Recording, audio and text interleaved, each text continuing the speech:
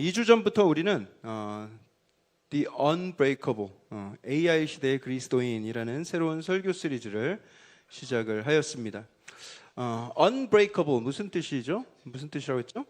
절대로 해킹될 수 없는 이라는 뜻입니다. 그래서 우리가 하나님의 형상으로 지으심을 받은 이마고 데이가 우리 안에 깊이 숨겨져 있기 때문에 그 이마고 데이는 절대로 침범할 수 없는 영역, AI가 절대로 흉내내거나 침범할 수 없는 그런 영역이다. 그런 차원에서 우리가 양옆에 계신 분들과 또 이렇게 한번 인사 나누면 좋겠어요. 당신은 하나님의 형상입니다. 이렇게 인사 나눠보시죠. 마음을 담아서 다시 한번 인사 나누겠습니다. 당신은 하나님의 걸작품입니다. 네, 맞아요. 하나님께서 저와 여러분들을 손으로 빚어 만드셨습니다. 우리 안에는 무려 하나님의 지문이 묻어져 있습니다. 하나님은 인간을 빚어 만드신 후에 보기에 심히 좋았더라 말씀하셨고 굉장히 흡족해 하셨어요. 그러니 여러분, 우리가 지난주에 이어서 다시 한번 상기하길 원합니다. 우리는 이 정체성, 하나님의 형상으로 빚어졌다라는 이 정체성을 우리는 잘 기억하며 살 수 있어야 돼요. 생산성과 효율성으로 따지면 여러분, 우리는 이미 기계에 뒤처지고 있습니다. 그렇다고 해서 내 존재가 쓸모 없어진다고 느끼면 안 된다는 거예요. 생산성이 떨어진다고 해서 가치가 낮아지는 것이 아닙니다. 그걸 잊지 않아야 돼요. 인간의 존재 자체가 경이롭고 존귀하고 우리 안에는 하나님의 위엄과 아름다움으로 가득하다라는 사실, 이것을 잊지 않아야 된다는 것이죠.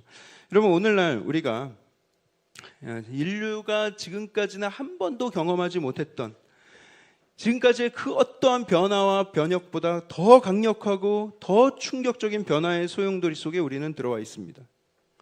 지금까지 온 인류의 역사를 다 뒤져봐도 지금의 버금가는 충격은 없었을 정도로 여러분, 인류 역사상 가장 큰 충격, 가장 큰 혁명을 우리는 마주하고 있습니다. 여러분, 요즘에 기후변화, 이상기온 이런 거 걱정하는 사람 잘 없죠.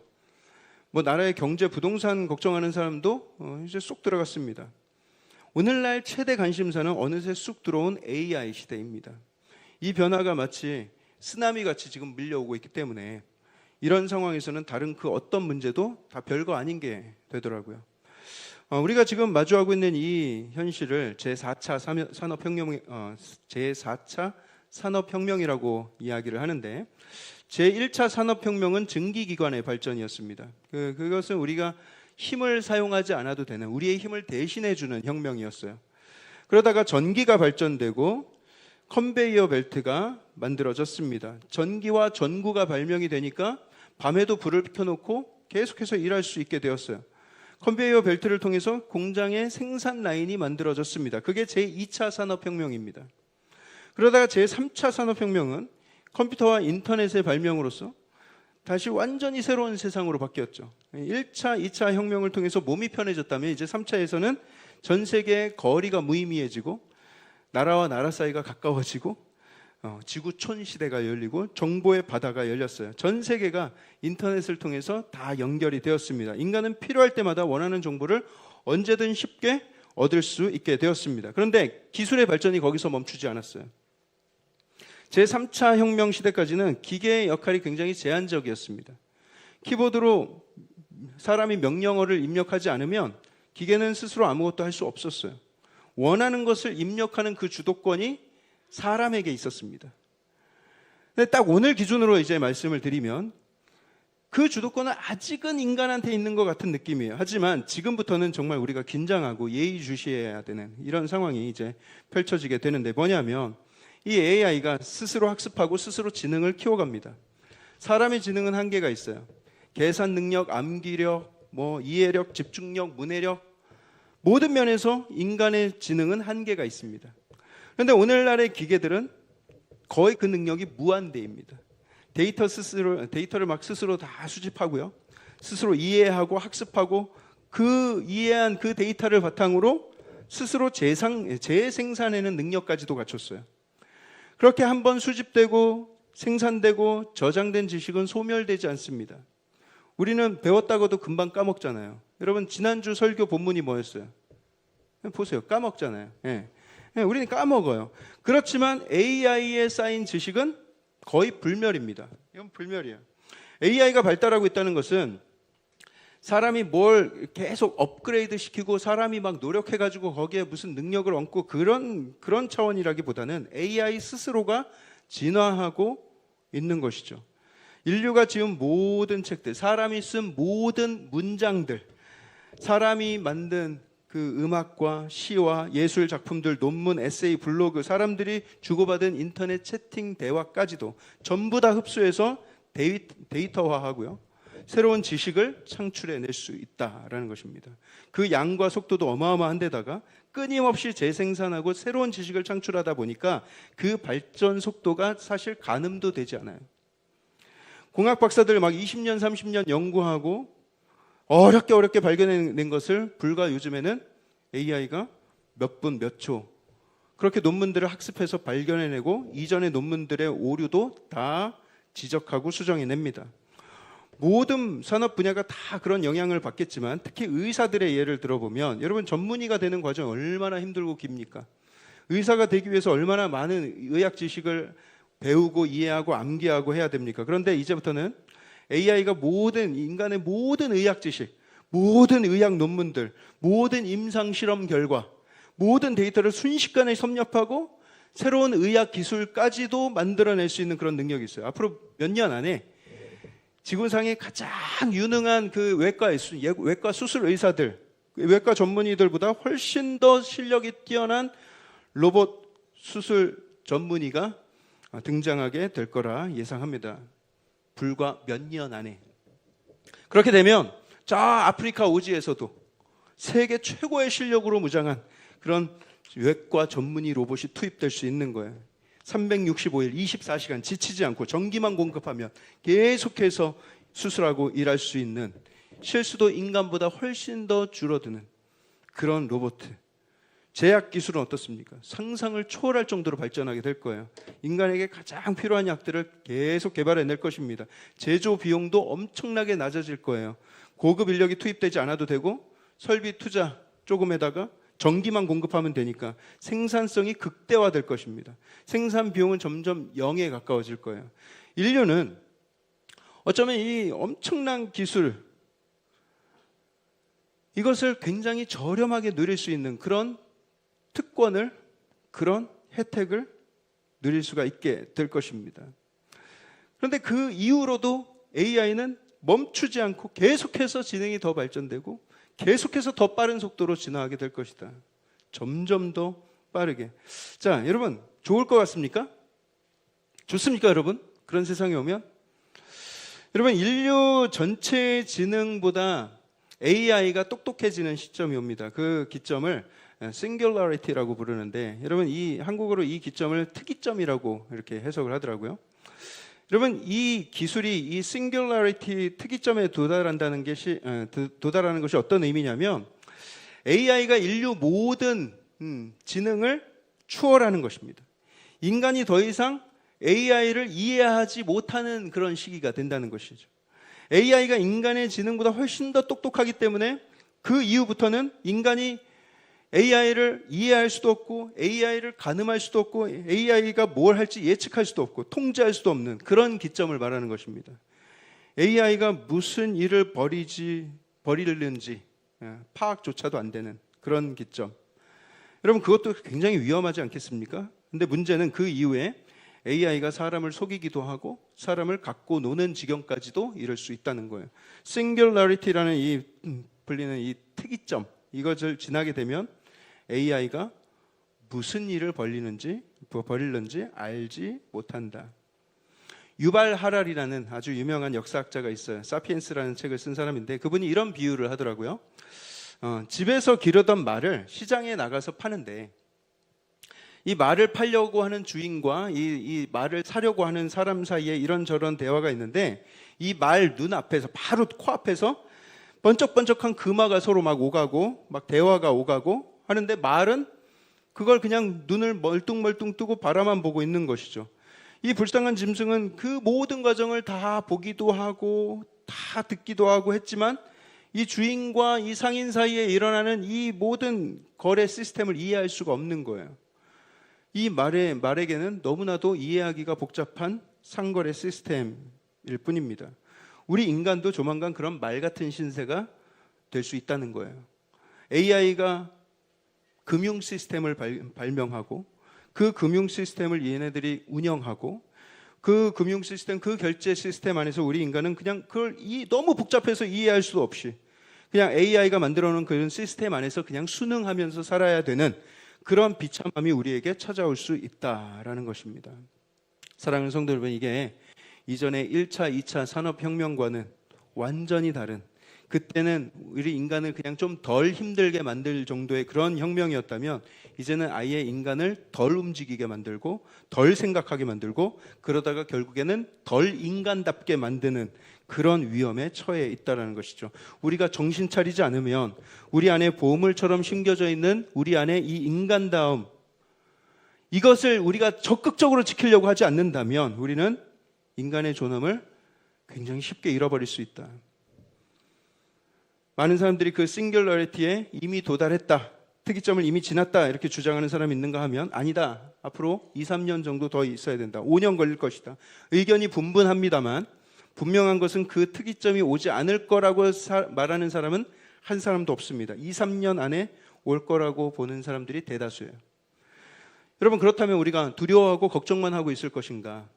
우리는 지금 깨어서 정신을 잘 차리고 본질에 집중하고 우리 안에 심겨진 이 이미지 오브 갓, 이마고 데이에 집중해야 합니다. 그리고 그 하나님 형상을 극대화시킬 수 있는 방법을 찾아서 우리는 계속 노력해 나가야 돼요.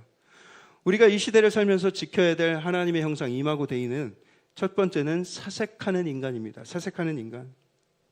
여러분, 많은 지식을 책으로 보고 경험을 하고 이해해서 머리에 담는 거, 또 그것을 잘 암기하고 기억하고 있다가 필요할 때 떠올리고 사용하고 깊이 묵상하고 사색하면서 진리를 발견해내고 진리를 깨닫게 되고, 이거 쉽습니까? 어렵습니까? 굉장히 어려운 작업이에요. 간혹 성도님들이 저한테 그런 질문을 하시는 경우가 있어요. 목사님, 설교 한 편 준비하는데 보통 시간이 얼마나 걸리세요? 이런 질문을 하시는 분이 계세요. 저는 그 질문에 48년 걸렸습니다라고 대답을 하고 싶어요. 물론 그걸 물어보신 것은 아닌 걸 잘 압니다만, 여러분, 설교 한 편을 쓰는 데는 저의 그 모든 인생의 경험과 지금까지의 모든 지식들이 여기에 녹아져 있는 거예요. 그냥 갑자기 20시간, 30시간 준다고 해가지고 그냥 설교 한 편이 뚝딱 만들어지는 것이 아닌 것입니다. 더 깊은 설교, 더 깊은 인사이트가 설교에서 흘러나오기 위해서는 저는 더 오래 살아야 되고 더 많은 경험이 있어야 되고 더 많은 눈물과 더 많은 독서와 더 많은 교제와 더 많은 고뇌와 대화와 고독이 필요한 거예요. 설교자뿐만이 아니라 우리 모두의 인생도 그와 마찬가지입니다. 우리는 끊임없이 진리를 탐구해야 돼요. 참 진리, 참 지식을 우리 안에 받아들이고요. 나의 삶의 경험과 깊은 묵상과 사색을 통해서 나의 방식으로 스스로 진리를 찾아내고 스스로 그 영혼 속에 그 진리를 담아낼 수 있어야 돼요. 그래야 그것이, 그 진리가 내 영혼의 일부가 되어서 살아갈 수 있는 거예요. 내 존재의 일부. 그런데 오늘날은 어떻습니까, 여러분? 우리는 답을 찾아가는 모든 값진 과정들을 모조리 다 스킵해버려요. 아니, 그 과정이 생략되는 그런 세상에 살고 있어요. 검색을 하면서 AI한테 쉽게 물어보고 답을 얻어내면서 그 탐구하고 사색하는 그 모든 과정들을 다 양보해버립니다. 빌립보서 4장 8절을 보시면 이런 말씀이 있어요. 한번 띄워주시겠어요? 본문이 아니기 때문에 우리 함께 읽어보겠습니다. 시작. 끝으로 형제들아, 무엇에든지 참되며 무엇에든지 경건하며 무엇에든지 옳으며 무엇에든지 정결하며 무엇에든지 사랑받을 만하며 무엇에든지 칭찬받을 만하며 무슨 덕이 있든 무슨 기림이 있든지 이것들을 생각하라. 여러분 잘 보시고요. 저 긴 한 구절에 방점을 찍는 맨 마지막에 등장하는 명령어 동사가 뭡니까? 뭐예요? 생각하라, 생각하라. 이게 헬라어로 로기조마이라는 동사인데, 뭐 로기조마이를 여러분들이 아실 필요는 없겠지만 이 로기조마이라는 이 헬라어 동사는요, 쉽게 떠오르는 어떤 잡념 같은 생각을 말하는 것이 아닙니다. 이 말은 회계 용어였어요. 회계 용어. 그래서 꼼꼼히 따져본 다음에 이걸 회계 장부에 기입할지 말아야 될지, 그런 다음에 신중하게 기입하는 행동을 말하는 거예요. 그 생각하라는 게. 그래서 다시 말해서 이런 거죠.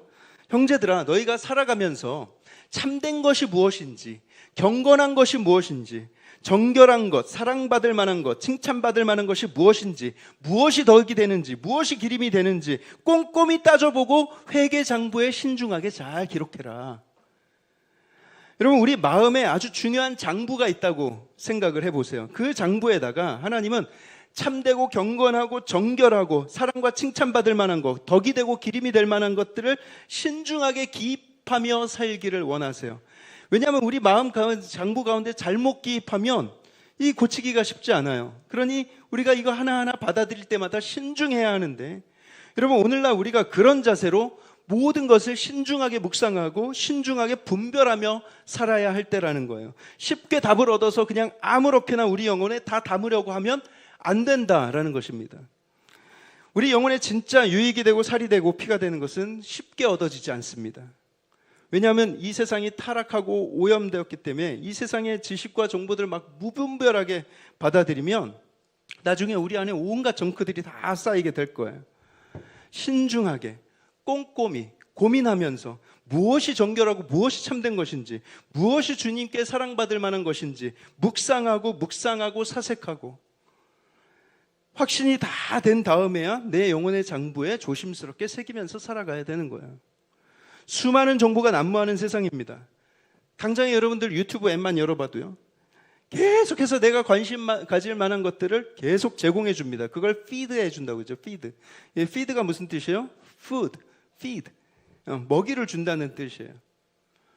빅데이터가, 이 알고리즘이 나의 취향을 기가 막히게 분석해서 내가 쉽게 좋아할 만한 쇼츠 영상, 내가 좋아할 만한 이미지, 내가 좋아할 만한 신문 기사, 내가 열광할 만한 그런 콘텐츠를 계속해서 받아먹게 만들어요. 받아먹게.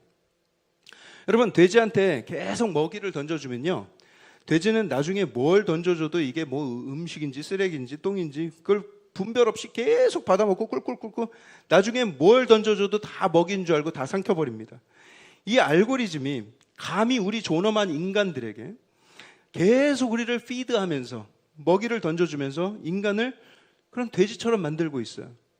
여러분, 기계가 쉴 새 없이 던져내는, 알고리즘이 쉴 새 없이 여러분들에게 던져내는 그런 먹이를 다 받아 먹으면 우리가 어떻게 되겠습니까? 우리가 핸드폰을 들고 있으면 그런 쓰레기 같은 피딩이 계속해서 온다는 거예요. 그러면 애나 어른이나 쇼츠나 릴스를 계속 생각 없이 보게 됩니다. 계속 생각 없이. 심지어 뉴스도 마찬가지예요. 나의 정치 편향을 기가 막히게 파악해가지고 내 생각을 점점 더 극단으로 몰아갑니다. 심지어 이제는 더 이상 검색할 필요도 없게 계속 자동으로 피드. 뇌에서 도파민이 계속 뿜어져 나오게 하고요, 잠시라도 고독한 거, 심심한 거, 조용한 걸 못 견디게 만들어요. 계속 뇌를 그 거짓된 포만감으로 계속 가득하게 만드는 것입니다. 기계가 주는 피드를 계속 무분별하게 받아먹다 보면 그 받아먹고 있다는 그 행위 자체만으로 우리는 인간성을 상실해가고 있는 거예요. 인간의 존엄을 지키는 문제를 제가 지금 말씀을 드리고 있는 것입니다. 이 빅데이터의 알고리즘은 계속해서 우리한테 그런 그럴싸한 먹이들을 계속 던져줄 거예요. 그 먹이는 먹어도 배고픈 가짜 먹이들입니다. 먹으면 먹을수록 해롭습니다. 건강에. 그걸 아무 생각 없이 받아먹는다면 우리가 가지고 있는 이 이마고 데이, 이 인간의 존엄은 사라지고 사육당하는 짐승처럼 변모해 갈 가능성이 굉장히 커요. 주의해야 합니다. 그러나 아무리 그렇게 똑똑한 알고리즘이나 또 그보다 훨씬 더 뛰어난, 뭐 수만 배, 수억 배 뛰어난 그런 AI라도 우리가 좀 전에 읽은 이 말씀처럼 모든 것을 깊이 따져보고 생각하는 사람, 로기조마이를 실천하는 사람은 그 사람의 존엄 견딜 수가 없어요. 세상은 정보의 홍수 콘텐츠로 막 넘쳐나고 있죠. 나를 피드하려고 계속 시도를 하죠. 그런데 내가 신중함을 가지고 이것을 내 마음의 장부에 기록할 것인지 말 것인지를 꼼꼼하게 따져보고 분별하고 취할 걸 취하고 버릴 걸 과감하게 버릴 수 있는 그런 능력 있는 사람이라면 그의 이마고데이는 결코 손상되지 않을 것이다. AI가 어떻게 발전돼 가든 그런 사람은 AI에게 농락당하지 않고 지배당하지 않을 것입니다. AI, AGI, ASI 어떤 세상이 와도 로기조마이를 실천하는 사람은 삶의 선택권과 주도권을 가지고 AI를 단순히 그냥 도구로서만 꾸준히 이용하며 살아갈 수가 있는 것이죠. 그러니 형제들아, 무엇에든지 참되며 무엇에든지 경건하며 무엇에든지 오르며 무엇에든지 정결하며, 한번 보여주세요. 무엇에든지 정결하며 무엇에든지 사랑받을 만하며 무엇에든지 칭찬받을 만하며 무슨 덕이 있든지 무슨 기림이 있든지 이것들을 뭐하라? 생각하라. 로기조마이, 장부에 잘 꼼꼼히 분별해서 넣어라. 여러분, 우리는 검색하는 인간이 되지 말고 사색하는 인간이 돼야 되는 거예요. 그냥 피드 주는 대로, 먹이 주는 대로 그냥 받아먹는 인간이 아니라 분별하고 사색하는 사람이 되자. 두 번째로 우리가 반드시 기억해야 될 것은 우리에겐 직접 경험이 가능한 몸을 가지고 있다는 사실 잊으시면 안 됩니다. 직접 경험이 가능한 몸이 주어져 있다. 데살로니가 4장 11절에 이렇게 말씀합니다. 또 너희에게 명한 것 같이 조용히 자기 일을 하고 너희 손으로 일하기를 힘쓰라. 여러분, AI는 몸이 없습니다. AI는 가상 공간에 머물러 있어요. 그리고 인간은 실제적인 물리적인 공간에 거하며 살아갑니다. 여러분, 가상 공간, 이 가상이라는 게 무슨 뜻이에요? 가상. 가는 거짓, 가짜를 씁니다. 거짓이라는 거예요. 전문 용어로 가라죠, 가라. 네, 가라. 상은 뭡니까? 상. 생각 상자를 씁니다. 그래서 가상 공간이라는 것은 가짜 공간 또는 상상 속의 공간이라는 뜻을 가지고 있어요. 말 그대로 허상인 거예요. 허상. 실제로 존재하지 않는. 여러분, 가짜 공간과 진짜로 존재하는 이 현실 공간 속에서 어느 쪽이 더 의미 있고 어느 쪽이 더 소중한지는 우리가 뭐 심각하게 고민하지 않아도 다 잘 알고 있죠. 그런데 AI는 자꾸만 우리의 의식을 이 현실 세계 속에서부터 가상 공간으로 자꾸 끌고 가려고 하고 있어요.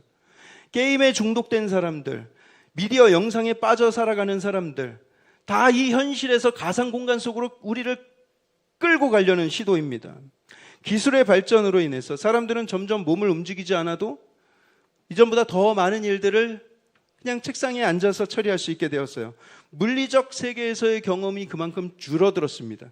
디지털 가상 세계에서의 활동은 엄청나게 늘어났어요. 우리가 세상을 이해하는 방식도, 우리가 진짜 세상에 나가서 직접 몸으로 부딪히고 경험하면서 배우는 식이 아니라 가상현실 속에서 디지털 정보를 제공받아서 화면을 보면서 배우고 있어요. 학생들은 더 이상 손글씨 쓰는 것에 익숙하지 못합니다. 또 오늘날 젊은 건축가들 중에는 손으로 그림 그리는 솜씨가 없는, 그림을 못 그리는 건축가들이 흔하다고 해요. 옛날에는 상상할 수 없는 일이었어요. 결과물은 다른 디지털 기술을 통해서 충분히 얻을 수 있겠지만 여러분, 그 결과를 얻는 그 과정은 어떻습니까? 그 과정 속에서의 모든 그 경험과 신체적인 감각들은 생략되어지는 거예요. 밀키트와 배달 음식이 발달하면서 이전에 다 경험하며 살았던 조리의 과정들이 대폭 삭제가 되고 있어요. 재료를 만져보고, 가게에 가서 상점에 가서 재료를 만져보고 이게 단단한지 잘 익었는지 고르고, 그것을 집에 와가지고 물로 씻고 그걸 다듬고 썰고 코로 향을 맡고 미세하게 불 조절을 하고 손목에 스냅을 이용해서 조리를 하고, 이게 중간중간 손가락으로 찍어가면서 반을 보는 이 모든 과정이 통으로 스킵됩니다. 단순히 포장을 뜯고 전자레인지에 넣고 데우는 그런 일만 반복하는 거예요.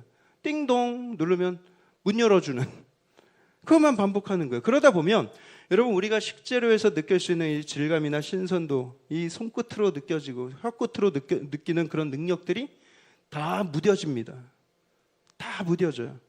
가정에서 쓰는 로봇 청소기, 식기세척기, 세탁기, 건조기, 뭐 정수기, 비데, 뭐 에어컨, 보일러 이런 첨단 기기들이 나타나면서 우리가 몸으로 경험하면서 감각을 유지하게 했던 그런 모든 행동들, 그런 모든 경험들이 통으로 다 삭제됩니다. 이제 앞으로 가정부 로봇이 등장하면요, 그마저도, 그 조금 하던 거마저도 통으로 삭제될 거예요.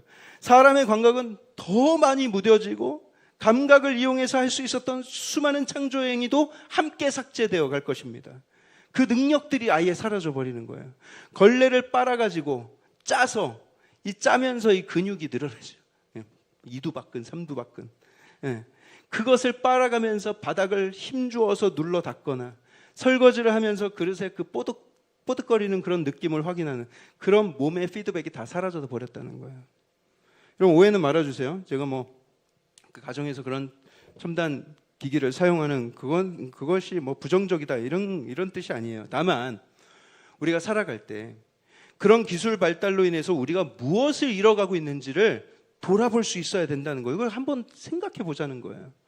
왜냐, 앞으로 그런 감각의 상실은 우리가 깨닫지도 못하는 새에 훨씬 더 크게 벌어지고 우리는 엄청난 우리 안에 잠재된 능력들을 그냥 다 허비하고 그냥 그렇게 묻어버리고 살아가게 될 것입니다. 옛날엔 전화번호를 외우려고 노력을 많이 했어요. 머릿속으로 암산을 하려고 노력을 많이 했어요. 잊지 않기 위해서 막 수첩에 메모를 하고, 그러면서 발달하는 뇌의 신경 연결 강도, 지난주에 말씀드렸죠. 그게 83% 막 줄었다고 말씀을 드렸지 않습니까?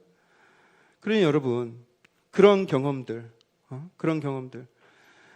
옷이나 가구를 살 때 천을 직접 상점에 가서 만져보고 무게를 한번 들어보고 앉아보고 막 입어보고 그러면서 다양한 소재들을 경험하고 느꼈던 그런 경험들, 온라인 쇼핑이 그런 경험들을 대체하면서 그런 감각, 그런 느낌들 대거 삭제해버렸어요. 여러분, 하나님은요, 우리에게 영혼만 주신 것이 아닙니다. 우리에게 육신을 주시고 그 육신 안에 소중한 감각들을 심어주셨어요. 우리 육신은요, 쓰면 쓸수록 막 닳아 없어지는 것이 아니라 쓰면 쓸수록 더 강해지고 더 예리해지고 감각은 더 발달하게 돼 있어요. 그 놀라운 신비입니다. 우리 육신의 신비. 물리적 경험이 많을수록 우리 안에 잠재된 그 능력이 우리 육신을 통해서 마구마구 솟구쳐 나오는 거예요. 그도 그럴 것이, 태초에 하나님께서 인간을 창조하시고 우리에게 첫 임무를 주셨는데 그게 뭐였어요? 에덴 동산을 경작하고 그것을 지키는 것이었어요. 경작하고 지키는 것 둘 다 몸을 쓰는 일입니다. 육체적 활동이에요. 가만히 앉아서 그냥 에덴 동산에 있는 그냥 손만 뻗으면 과실이나 따먹고 이렇게 살게 만들지 않으셨어요. 성경을 잘못 보신 거예요. 사람으로 하여금 흙을 만지고 식물을 키우고 뭔가를 만들어내는 행동을 하면서 하나님께서 주신 창조 세계를 더 아름답게 개발하고 그 창조 세계를 더 생육하고 번성하여 땅에 충만하게 그렇게 넓혀나가는 창조의 동역자로 우리를 부르셨어요. 만유의 하나님께서 피조물인 인간을 하나님 창조 세계를 위한 동역자로서 초대해 주신 것, 그것이 얼마나 아름다운 부르심인가. 그래서 우리가 손을 움직여서 뭔가를 만들어내는 거, 가꾸고 돌보는 거, 그때 우리는 창조주 하나님의 형상이 우리 안에 가득 나타나게 되는 거예요. 몸을 움직여서 일할 때 우리 안에 이마고 데이가 뿜어져 나오게 되는 것입니다. 물론 신체 한계나 어떤 건강의 문제로 인해서 움직임이 어려운 분이시라면 할 수 있는 만큼만 하시는 것이 더 중요한 거겠죠. 여러분, 작금의 AI 기술도 그렇고 휴머노이드 로봇도 그렇고 앞으로 우리 인간을 노동에서 벗어나게 해주겠다, 보편적 고소득, 노후 걱정 없는 그런 시대가 올 것이 말장난을 하면서 우리를 노동으로부터 계속해서 분리시키려 하고 있어요. 여러분, 노동에서부터 분리된 인간은 축복이 아닙니다. 그건 저주예요. 그렇게 되면 인간은 노동의 신성한 가치를 더 이상 누릴 수가 없는 거예요. 우리 안에 있는 창조주의 형상이 발현되지 않는 거예요. 부흥회 때 조성천 목사님 오셔서 몸으로 예배하라라는 설교에서 그런 말씀하셨어요. 기독신앙의 중심은 몸이다. 하나님이 이 땅에 사람의 몸으로 오셨지 않는가. 예수님이 공생의 기간 33년 중에 30년을 몫으로서 몸을 움직여서 일을 하셨고, 그리고 십자가 위에서 몸으로 고난당하셨고, 부활하실 때에도 영혼 부활이 아니라 몸의 부활인 거예요. 기독교 신앙의 중심은 몸이다. 그래서 우리가 몸으로 예배한다 이런 말씀을 하셨는데, 여러분 그러니 우리가 몸을 움직여서 일을 하는 것, 그럼 여러분 굉장히 소중한 경험이라는 거예요. 몸의 경험을 가볍게 여기지 마세요. AI가 대신 생각해주고 로봇과 기계가 대신 일해주면 그게 낙원인 것처럼 이야기를 하지만 그것이 곧 우리의 인간성 상실로 이어지는 것이에요. 사람다움의 상실, 이마고데이가 빛을 잃게 되는 것입니다. 앞으로 여러분 똑같은 요리가 있어도 원래 원재료부터 만든 그런 음식이 더 각광을 받을 것이고요. 주방에서 쓰는 식칼 하나를 만든다고 해보죠. 그것을 막 공장에서 자동화 해가지고 막 첨단 기술로 막 착착착착 찍어내는 것이 아무리 싸게 많이 나와도 결국 대장장이 장인의 손으로 두드려서 만든 칼에 사람들은 더 열광을 하게 될 거예요. 왜냐? 대장장이가 직접 그렇게 두드려서 만든 칼에는 이마고 데이가 담겨져 있기 때문입니다. AI가 작곡한 노래가 더 세련되게 우리의 뇌리에 착착 박힐지 몰라도 사람이 직접 깊은 사색 가운데 눈물을 흘리면서 작곡하고 시를 쓴 것이 훨씬 더 우리에게 감동을 줄 거예요. 똑같이 들어도 이거 AI가 했다고 하면 그 가치는 확 사라지고 사람이 했다고 하면 그 가치는 확 올라갈 것입니다. 사람들이 서로가 그 가치를 알아보게 될 거예요. 로봇이 별의별 걸 다 할 줄 안다고 해도 결국 사람의 진짜 미소와 온기가 느껴지는 것에만 사람들이 더 마음을 쏟게 될 것이다. 거기에만 사람들이 가치를 부여하게 될 것이다. 앞으로 어떤 직업이 살아남겠는가? 사람들이 많이들 궁금해합니다. 제가 여러 자료들을 검토한 결과 그 누구도 시원한 답, 그 누구도 확실한 답을 주는 사람이 아무도 없었어요. 인간이 한 번도 경험하지 못한 그런 변화를 마주하고 있는데 뭐 그런 예측이 쉽겠어요? 그러면서도 다들 동의하는 바가 있습니다. 뭐냐면 앞으로 위협받지 않을 직업은 없다. 다 위험하다. 다 위협받을 것이다. 그렇지만 여러분, 우리가 꾸준히 몸의 감각을 잃지 않기 위해서 몸을 부지런히 사용하고 손의 감각을 놓지 않고 어떤 소명의 자리에서든 열정을 잃지 않고 뛰어다닌다면 그 사람은 그 자체만으로도 굉장히 가치를 인정받을 것입니다. 왜냐? 어떤 분야든 기계가 흉내낼 수 없는 그 마지막 영역이 있는데 그것이 바로 인간미거든요. 인간미. 그것은 기계가 아무리 발전해도 흉내낼 수 없는 인간만이 도달할 수 있는 영역입니다. 왜냐하면 하나님이 인간에게 주신 이마고데이라는 선물로서만 도달할 수 있는 그런 영역이기 때문이에요. 결국 마지막으로 신뢰할 수 있는 것은 사람과 사람이 될 것입니다. 그러니 여러분, 이 인간성 상실의 시대에 하나님의 형상, 하나님의 아름다움, 하나님의 인간다움을 지켜나가길 원하신다면 조용히 여러분들 하나님이 부르신 곳에서 손으로, 몸으로 일하는 그런 훈련들을 묵묵히 해나가셔야 돼요. 직접 할 수 있는 것들, 손글씨를 쓴다거나 뭔가를 글을 써본다거나 설거지를, 집안일을, 가사노동을, 나무 심는 일을, 그런 몸의 감각을 놓지 마시기 바랍니다. 움직일수록 몸의 감각은 발전하게 된다. 세 번째, 우리는 몸이 있기 때문에 우리는 서로의 온기를 느낄 수 있는 존재입니다. 예수님께서 말씀하셨어요. 요한복음 13장 34절에서 35절에 우리 함께 읽어볼까요? 34절 35절 시작. 새 계명을 너희에게 주노니 서로 사랑하라. 내가 너희를 사랑한 것 같이 너희도 서로 사랑하라. 너희가 서로 사랑하면 이로써 모든 사람이 너희가 내 제자인 줄 알리라. 페이스북의 창업자 마크 저커버그, 이 사람이 늘 강조하는 게 있어요. 마치 그 기업의 무슨 철학이나 슬로건처럼 자기들은 frictionless, 그러니까 frictionless, 마찰 없는 그런 인간관계, 아주 스무스한 매끄러운 인간관계를 우리는 만들어낼 것이다 라는 거예요. 그렇죠, 여러분. 실제로 성공한 듯 합니다. 사람들이 SNS를 통해서 마찰 없는 관계를 맺고 살아가요. 인간이 서로 소통하고 사귀는 데는 눈빛과 그 숨결과 체온과 미세한 그 표정의 변화와 여러분 그런 언어 외적인 것, 비언어적인 요소가 70에서 90%를 차지한다고 하는데 이 마크 저커버거가 만든 세상은 텍스트와 사진과 동영상만 난무하는 세상이에요. 온기와 인간적인 감각이 필요하지 않습니다. 그것을 비효율적이라고 생각하기 때문이에요. 여러분 거친 나무는 무엇으로 어떻게 다듬어집니까? 마찰에 의해서 다듬어져요. 사람이 부드러워지고 맨들맨들해지는 것도 똑같습니다. 사람들 틈에서 서로 대화하고 온기를 나누고 눈빛을 교환하고 대화하고 손잡아주고 무엇보다 나와 잘 맞지 않는 사람, 불편한 관계 속에서 마찰을 경험하게 되는데 그게 핵심이에요. 그런 프릭션, 마찰을 통과해낸 사람, 그 불편한 관계를 어떻게든 통과해낸 사람이 더 매끄럽고 아름답게 빚어질 수가 있는 것이죠.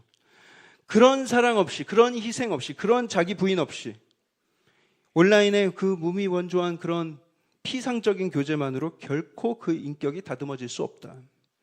더 고립되고 더 외롭고 더 이기적이고 더 차가운 상태가 될 수밖에 없는 것입니다. 수고가 없는 관계, 희생이 없는 관계, 효율성을 따지지 않아야 돼요. 기꺼이 나의 시간을 들일 수 있어요. 나의 에너지를 쓸 수 있어요. 나의 물질을 드릴 수 있어야 돼요. 그 관계여야만 사랑의 진정한 가치를 발견할 수가 있습니다. 지하철에 타면 옆 사람들에게 1도 신경 안 쓰잖아요. 수백 수천 명이 스쳐 지나가도 그 누구 하나 눈도 안 마주치잖아요. 몸은 다 있는데 스스로를 다 단절시키면서 살아가요. 교회 안에도 있어요. 그런 사람들이. 교회에 왔는데도 남에게 관심을 기울이지 않는 사람들. 여러분 회개하셔야 됩니다. 서로에게 관심을 가지세요. 연인인데 사귀는데 서로 만나질 않아. SNS로만 주구장창 안부만 주고받아. 서로가 서로에게 돈을 쓰지 않아. 자기 것을 아끼기만 해. 이번엔 누가 낸다, 다음엔 누가 내냐. 이런 것만 예민하게 따지고 있어요. 그 둘은 사랑한다고 말할 수 있는가? 근데 오늘날의 SNS가 사람들을 계속 그런 식으로 피상적인 관계 속으로 들어가게 만든다는 거예요. 카톡, 페이스북이 없이 다 전화나 편지로만 소통해야 되는 그런 시절에 비해서 우리는 더 깊은 관계를 가지고 살아가는가? 교제의 폭은 장황하게 넓어졌지만 깊이가 하나도 없는 더 외로운 그런 삶을 살아가고 있지 않은가? 기계의 발달로 인해서 사람들은 움직이지도 않고 사랑하지도 않고 가상의 세계 속에서 다른 이들의 경험을 엿보면서 간접 경험을 통해서 대리 만족을 느끼고 살아가는 이 시대, 그때 예수님이 말씀하시는 거예요. 새 계명을 너희에게 주노니 서로 사랑하라. 내가 너희를 사랑한 것 같이 너희는 서로 사랑하라. 너희가 서로 사랑하면 이로써 모든 사람이 너희가 내 제자인 줄 알리라. 사랑의 신비를 다 잃어버려가는 이 세대 가운데 우리는 더욱 서로 사랑하며 살아가야 한다는 거예요. 사랑하라. 너희도 서로 사랑하라라는 것은 예수님 제자들 공동체에 주신 말씀이에요. 뭐 이웃을 사랑하고 원수를 사랑하고 그건 다 다음 내용이고 일단 너희들끼리, 너희 제자들끼리 서로 사랑해라라는 거예요. 오늘날로 적용하자면 교회에 주신 말씀입니다, 여러분. 우리가 일단은 가장 먼저는 교회 안에서 성도들끼리 사랑해야 되는 거예요. 그게 우리가 그리스도의 제자라는 가장 확실한 정체성으로 보여지게 될 것입니다. 예수님께서 말씀하신 내가 너희를 사랑한 것 같이가 핵심이죠. 예수님의 어떤 사랑을 주셨습니까? 요즘 찾아볼 수 없는 사랑이죠. 멸종위기 사랑. 편할 때만 사랑하는, 기분 좋을 때만 사랑하고 유익이 될 때만 사랑하는 거 아니죠. 십자가는 몸으로 한 사랑이고 희생이 있는 사랑이고 피를 흘린 사랑이에요. 그러니 제자의 사랑, 성도끼리의 사랑도 결국에는 몸으로 내려올 수 있어야 돼. 그냥 뭐 추상적으로 뭐 우리가 사랑해야지 이게 아니라 몸으로. 이 사랑을 잃어가는 이 세대 가운데 예수님이 우리를 사랑해 주신 것 같은 그런 헌신, 희생, 자신의 전부를 내어줄 수 있었던 그 사랑을 우리가 배우고 실천해 나간다면 여러분 우리는 이 어두워지는 세상 가운데에서 해와 같이 빛나게 될 것입니다. 손을 내밀어주고 발걸음을 옮겨 찾아가고 시간을 떼어서 함께 앉아있고 들어주고 손잡아주고, 여러분 그게 사랑입니다. 그것이 우리 교회가 존재하는 또 다른 목적이기도 하는 것이죠. 사랑을 받았으니 사랑을 나누는 공동체. 2000여 년 전에 쓰여진 히브리서는요, 마치 오늘날을 꿰뚫어 보듯이 이야기를 하는데, 히브리서 10장 23절에서 25절 말씀에 이렇게 말씀하십니다. 히브리서 10장 23절에서 25절에 또 약속하신 이는 미쁘시니 우리가 믿는 도리의 소망을 움직이지 말며 굳게 잡고, 잘 보세요, 서로 돌아보아 사랑과 선행을 격려하며 모이기를 패하는 어떤 사람들의 습관과 같이 하지 말고 오직 권하여 그날이 가까움을 볼수록 더욱 그리하자. 교제를 불편해하고 심지어 전화 통화하는 것도 불편해가지고 문자로 소통을 합니다. 아니요, 여러분, 우리가 주의 자녀로 제자된 증거, 더욱더 모이기에 힘쓰는 우리가 되어야 된다. 서로 돌아보고 서로 사랑하고 서로 격려하고 칭찬하고 서로 좋은 방향으로 권면하고, 이게 다 뭐예요? 관계이고 전부 몸으로 해야 되는 것들이에요. 그러니 사랑하는 성도 여러분, 결론을 맺겠습니다. 앞으로 어떤 AI 시대, 어떤 AGI 시대, 어떤 쓰나미가 몰려올지 모르겠어요. 미래는 아무도 예측할 수가 없습니다. 그러나 우리가 지금 현재 집중할 수 있는 것, 실천할 수 있는 것, 우리에게 이미 주어진 축복, 우리에게 이미 주신 선물과 특권에 집중해야 돼요. 뭡니까? 인간성, 이마고 데이, 나의 몸, 내 감각, 내 안의 열정, 내 안에 예수님 닮은 사랑, 내게 주신 소망과 비전, 하나님이 허락하신 교회, 공동체, 셀, 나의 가족들. 여러분, 우리는 사용할 수 있는 소중한 자산들이 넘쳐나는 사람들이에요. AI가 절대로 흉내낼 수 없는 엄청난 선물과 특권을 가진 우리라는 것입니다. 그러니 여러분, 이때 두려워 떨기보다는 우리가 가진 것에 집중하며 하나님이 뭘 기뻐하실지를 신중하게 고민하고 사색하며 살아가는 저와 여러분들, 그날이 가까움을 볼수록 더욱 그 부르심대로 순종하며 살아가는 저와 여러분들 되기를 주님의 이름으로 축복합니다.